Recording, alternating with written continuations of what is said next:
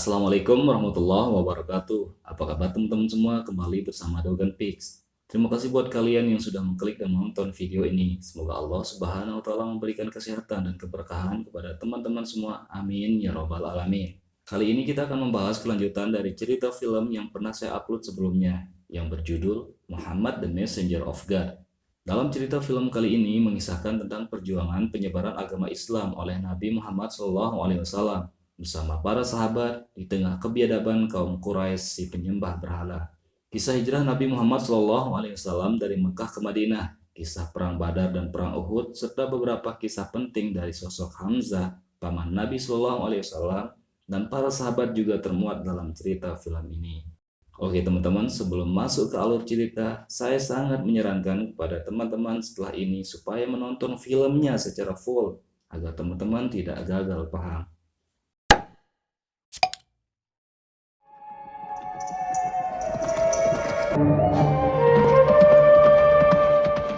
Pada awal cerita ditampilkan kisah peradaban kota Mekah yang merupakan kota perdagangan yang kaya dan dipimpin oleh para saudagar.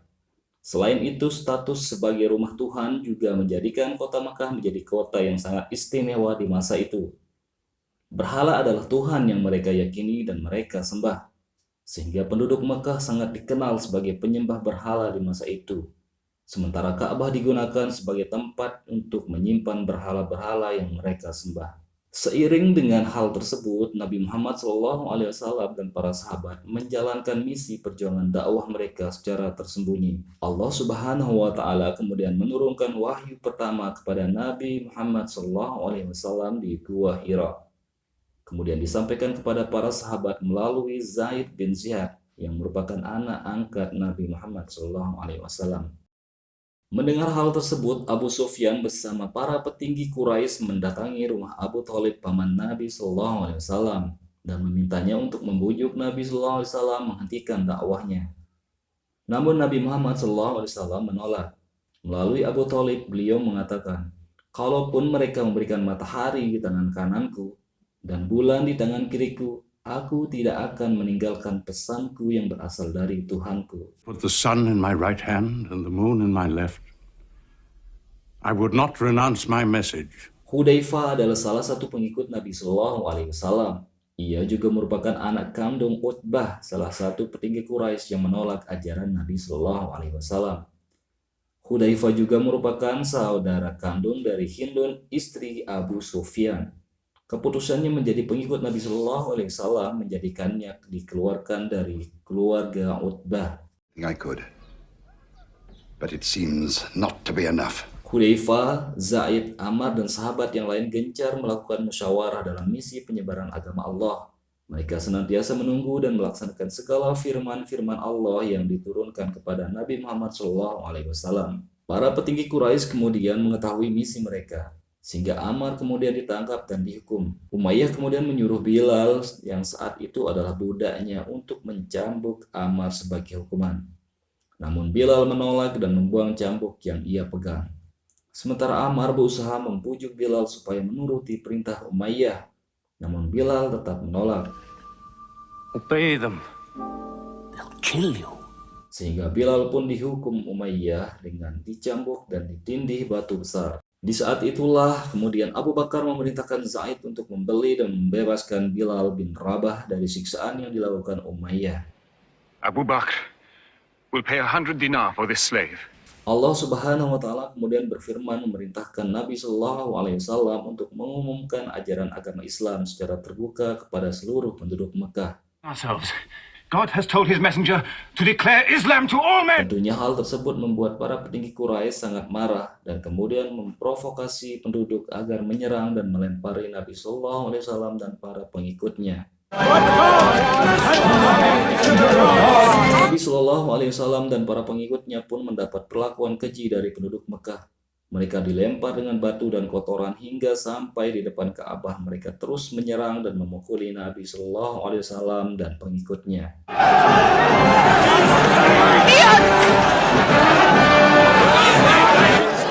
Abu Jahal terus berusaha memprovokasi penduduk kaum Quraisy untuk melakukan penolakan. Namun Hamzah kemudian datang menolong dan melindungi Nabi Shallallahu Alaihi Wasallam.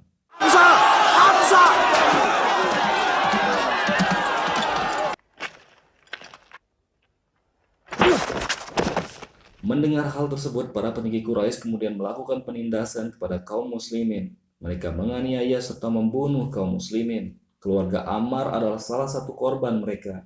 Mereka menyiksa dan membunuh kedua orang tua Ammar.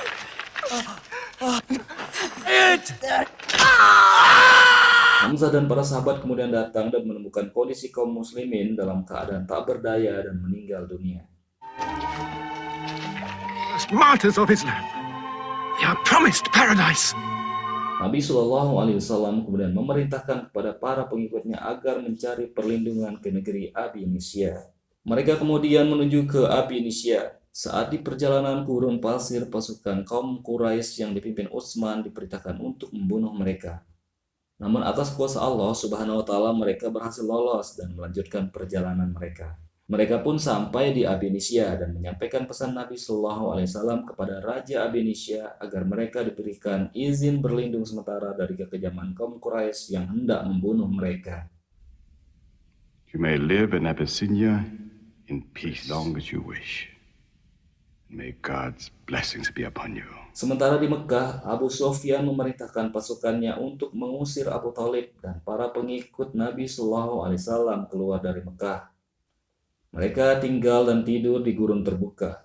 Di saat itulah Nabi Shallallahu Alaihi Wasallam diuji oleh Allah Subhanahu Wa Taala. Khadijah, istri beliau, kemudian disusul Abu Thalib, paman beliau, meninggal dunia.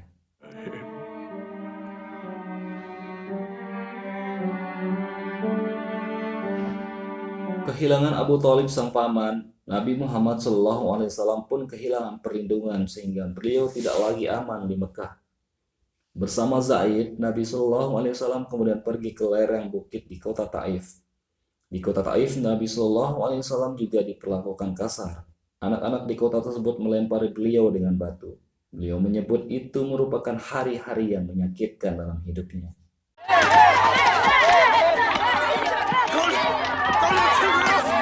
Namun di tengah kesedihan Nabi SAW, keajaiban pun datang. Sekelompok kaum dari Madinah meminta Nabi SAW mendamaikan dua kelompok di antara mereka yang sedang berselisih.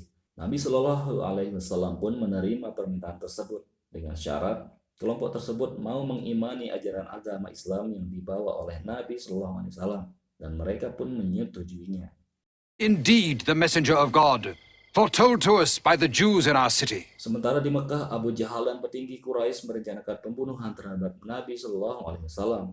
Akan tetapi mereka tidak mengetahui bahwa Nabi SAW telah pergi dari Mekah, sehingga yang mereka dapatkan adalah Ali yang tidur di tempat Nabi SAW.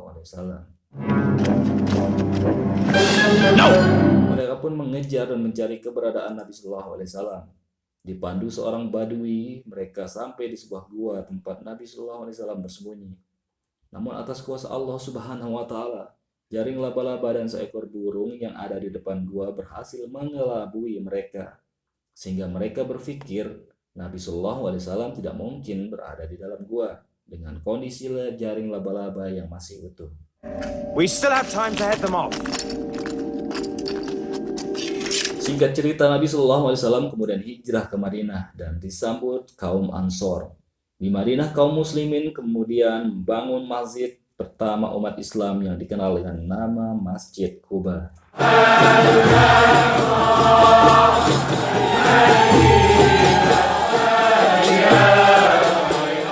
Mendengar kejayaan Islam di Madinah, Abu Sufyan dan para petinggi Quraisy kembali melakukan penindasan, penjarahan, serta menjual harta milik kaum muslimin yang ada di Mekah ke Damaskus. Sementara Hamzah meminta Nabi SAW agar melakukan perlawanan terhadap tindakan yang dilakukan kaum Quraisy di Mekah. I know how you hate the sword, but we have to fight them. Allah kemudian berfirman kepada Nabi SAW untuk melakukan perlawanan terhadap penindasan yang dilakukan kaum Quraisy di Mekah. In the way of God, against those who fight against you. God is great! Perang Badar antara kaum muslimin dan kaum musyrik Quraisy pun terjadi. Hamzah, Hubaidah, dan Ali berhasil menghabisi Utbah, Syaibah dan Walid dalam perang duel. Only one God, and Muhammad is his messenger.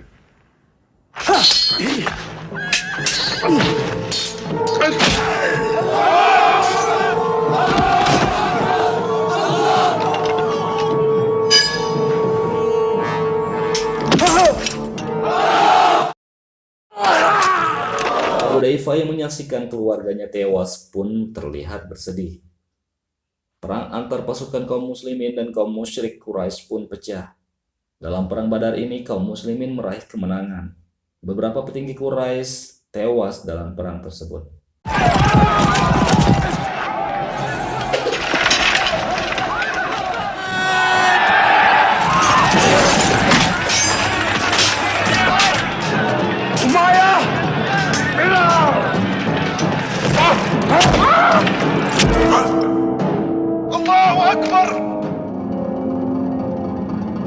Hindun sangat marah mendengar kematian Utbah ayahnya, Syaibah pamannya, dan Walid saudaranya yang tewas dalam perang Badar. Sehingga ia berniat balas dendam kepada kaum muslimin, terutama Hamzah yang membunuh ayahnya. Ia menyiapkan seorang budak ahli tombak asal Abinisya bernama Washi untuk membunuh Hamzah. Setahun berlalu kaum musyrik Quraisy berniat menyerang kembali kaum muslimin. Abu Sufyan mengundang sekutunya untuk membantu mereka melawan kaum muslimin. Salah satunya adalah pasukan Khalid bin Walid. Perang kaum muslimin dan kaum musyrik Quraisy kembali terjadi. Dengan jumlah pasukan yang jauh lebih sedikit, kaum muslimin tetap semangat dan memukul mundur pasukan musyrik. Sementara Washi yang diperintahkan memburu dan membunuh Hamzah menjalankan aksinya. Ia berhasil membunuh Hamzah dengan tombaknya. Hamzah sang panglima pun gugur.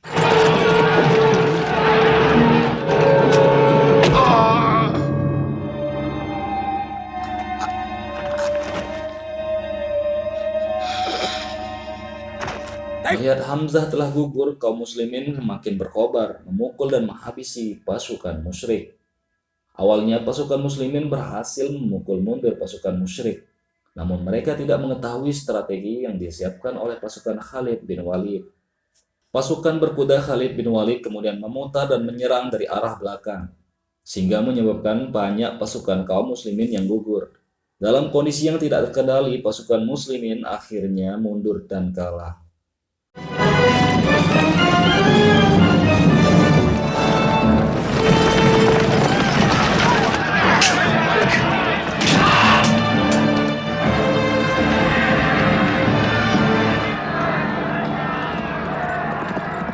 Zaid bin Syihad kemudian berseru kepada Abu Sufyan dan Khalid bin Walid bahwa kematian pasukan muslimin balasannya adalah surga, sedangkan kematian pasukan musyrik balasannya adalah neraka.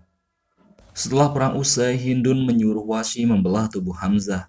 Selanjutnya Hindun mengambil dan memakan jantung dan hati Hamzah sebagai bentuk pembalasan dendamnya. Setelah perang usai, tepatnya di musim haji, kaum muslimin dan kaum musyrik membuat perjanjian tidak ada genjatan senjata selama 10 tahun ke depan. Kesempatan itu kemudian dimanfaatkan oleh Nabi Shallallahu Alaihi Wasallam dan para sahabat untuk berdakwah menyebarkan ajaran agama Islam ke seluruh penjuru negeri, terutama di tanah Arab. 3 orang juga diutus ke Bizantium, Persia, Alexandria untuk mengajak para pengusaha negeri tersebut memeluk agama Islam. Singkat cerita, Khalid bin Walid dan Ammar bin Nas memeluk agama Islam setelah mendengar dakwah dari para sahabat. I witness that there is only one God, and that Muhammad is his messenger. Dan tak lama kemudian Abu Sufyan pun juga menyusul memeluk agama Islam, sehingga Nabi SAW bersama seluruh kaum muslimin kembali ke Mekah, kembali ke tanah kelahiran mereka dan menjalankan ajaran agama Allah dan merubah tradisi kaum musyrikin dari penyembah berhala menjadi penyembah Allah. Bukan saja merubah penyembahan baru, namun merubah undang-undang baru, perilaku-perilaku baru menjadi perilaku yang terkandung dalam Islam. Good place